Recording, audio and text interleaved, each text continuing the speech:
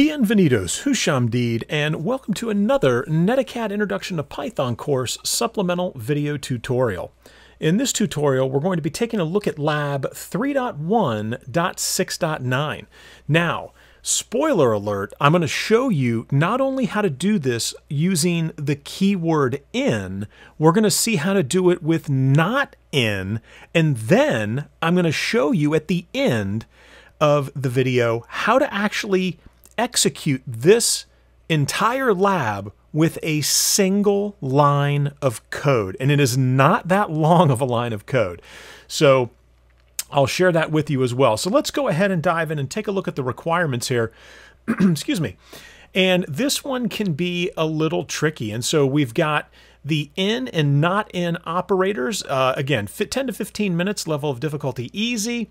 And we're looking at list indexing. And so we're going to go through the list. And here's our scenario.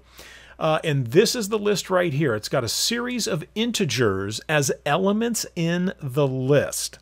Now, there are some hints that we're given here and some guidance that we've been given. And so there are some repeated numbers. We're going to go ahead and write the code to get rid of all of the repetitions. In other words, the list should read 1, 2, 4, 6, 9 is what the list should ultimately read at the end, because we're going to get rid of any numbers, any integers that repeat themselves. Now, it says here, and this is sort of the note, assume that the source list is hard-coded inside the code.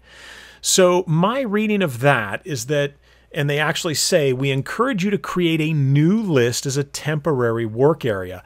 And that will ultimately be the list that we use. It says, of course, you can improve the code and add a part that can carry out a conversation with the user and obtain all the data from him or her. In other words, we could maybe prompt the user for values that would go into the list, or prompt the user to maybe give us the name of this new list that we're going to be using. So what I'm going to do is I'm going to sort of attack this the most straightforward way that I know how. And again, I'm going to show you how to use how to do this using the in operator and the not in operator. We're going to see both ways. I prefer the not in. I think it's a little more concise. And so let's go ahead and dive into the Integrated Development Learning Environment, or IDLE. And here is basically the code that they have provided. And I've got this open over here so that we can take a look at a few things. All right, well, the first thing that they had recommended was to create a new list. And I can totally understand why they want us to do this. I'm just going to call it new list. And again, I like to put a space in there. For me, I look at it, it's a little easier to read. So we're basically just creating a new empty list. And so this new empty list has no elements in it, but it's in this new empty list into which I'm going to place each of the elements that does not repeat. In other words, I'm going to check to see, is the element in the, so for each of the elements in the original list, name my list, if the element is already in the new list, I'm going to use that keyword continue. And if it's not, or else, the catch-all, right, which would be the other case, if it's not in the list already, in my new list, then let's add that. Let's append that value to the new list. And so I've kind of just verbalized the code that we're looking for. So I'm going to be checking, so for, element. So, and I just like to use the word element. So for the element in my list, and again, that's the original hard-coded list, if the element is in new list, right? So I'm checking to see if the element is in the new list, that means we've got a duplicate value. Oops, sorry. So I'm going to go ahead and say continue. Else, right, and that's my catch-all. So in other words, otherwise, if the element is not in my new list, then what do we want to do? Well, we want to add it, and then we'll just append it, right? We could use insert if we wanted to drop them and change them into a different order, but I'm just going to append these one at a time, and it's element. All right. Now, that has created this new list, and so I'm going to drop another line of code in here, and we're just going to say print new list at the very, very end.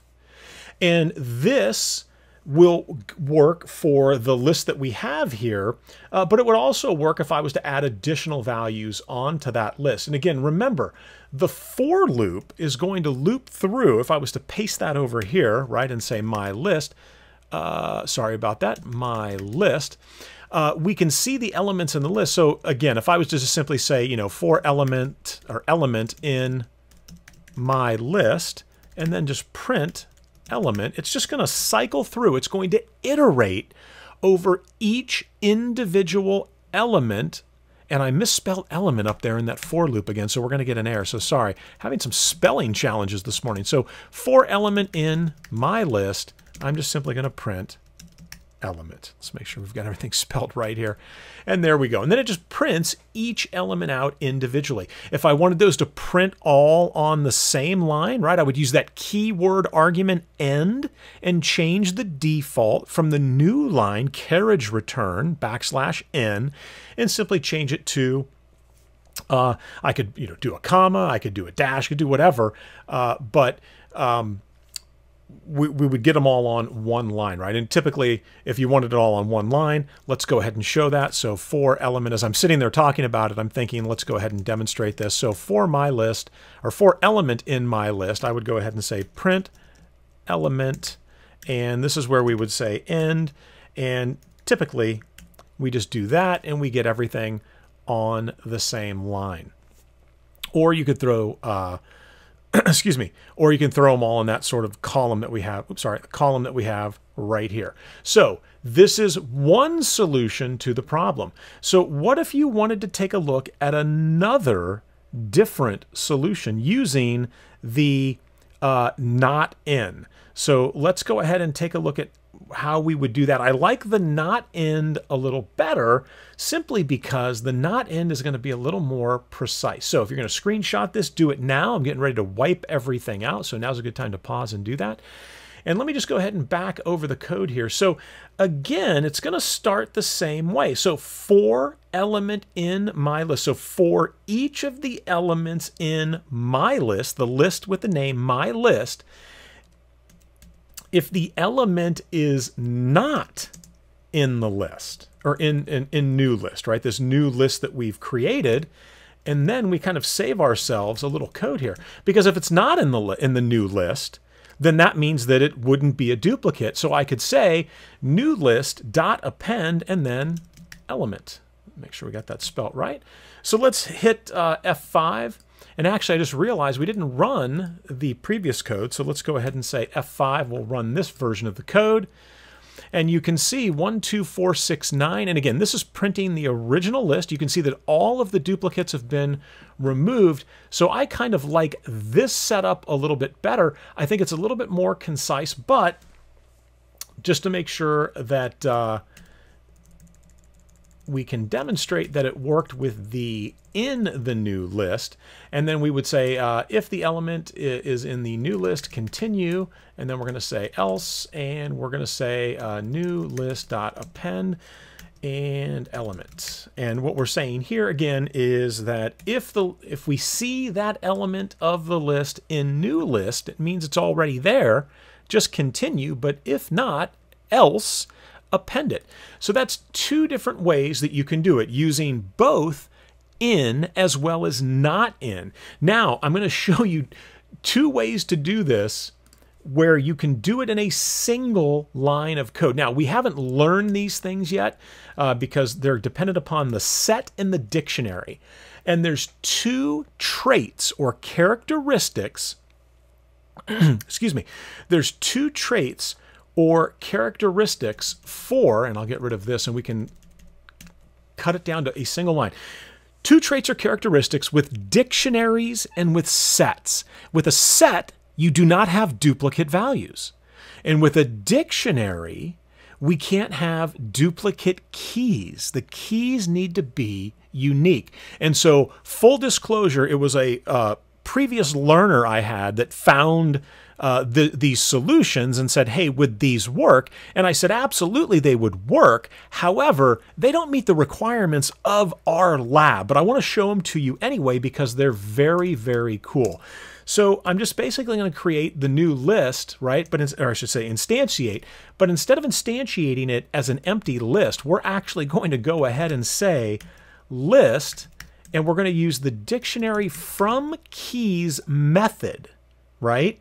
And then we're going to use it on my list. And so what this is doing is this is actually going into the list, my list, right? It's good. And let me take a step back here. So what this is doing is you can see we've got list. So this is going to return, because we're using the list function, the result of that command right there. I shouldn't say command, instruction, dictionary.fromKeysMyList. The result of this is going to be returned as a list and represented by the value new list. So we're going to get a list back. But what does dic.fromKeysMyList do? Well, it's going to create a list of keys. Well, one of the traits of dictionaries is you can't have duplicate keys. So this works rather nicely here because it's going to go through each of these elements here in my list, and we're going to create a set of dictionary keys, return it as a list, and it removes all the duplicates. So let's see if that actually does what I say it's going to do. And you can see right there, works like a champ. The set is the same thing. If you're working with sets, you're going to have much the same thing. And so then this is going to be, we're going to use list. We're going to say set my list. Excuse me. Right? So we're going to get a new set object, but it removes all the duplicates. Just like over here, we got all the keys and it removed all of the duplicates. The same thing is going to happen here, and it's going to be returned because it's inside the parentheses, the outer parens of the list function. Whatever that set returns to us, set of my list, which is those values right there with the duplicates removed, it gets returned as a list and stored in the variable new list. Or you could say the variable new list will be pointing to that new list. So let's hit F5 and we should see that we get the exact same thing. And we do. So that is going to do it for this tutorial. What did we see? We saw 4 different ways that we could solve this problem. We use the in operator, we use the not in operator, and we saw how we could do this. And again, this is a little advanced in terms of where the course is at right now and what you would be using to come up with a solution here. But we saw how we could use the dictionary from keys method, and we also saw how we could use the set function, and we enclose both of those methods, or I should say both of those approaches to solving the problem inside the list function, so it returns a list. All right, well again, that's going to do it for this supplemental video tutorial on Lab 3.1.6.9, where we were operating with lists and removing duplicate elements from the list. And I know right now, hopefully you're feeling extremely confident with multiple approaches to make that happen. All right, well, thank you so much for watching. Best of luck to you in your studies, and I hope to see you in the next video.